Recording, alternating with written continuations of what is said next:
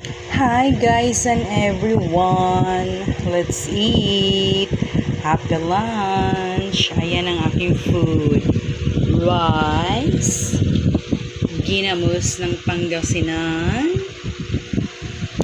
so yummy, and talong na ginisa with egg, my favorite. At saka egg fried with lots of tomatoes and onions at kape na hindi mawawala sa ating hapagkainan, charis. Sa akin lang pala. Hindi mawawala yan. At saka isang drum na tubig. My God. Ayan po ang ating food for today. Today is July 10, 2026 and it's Friday.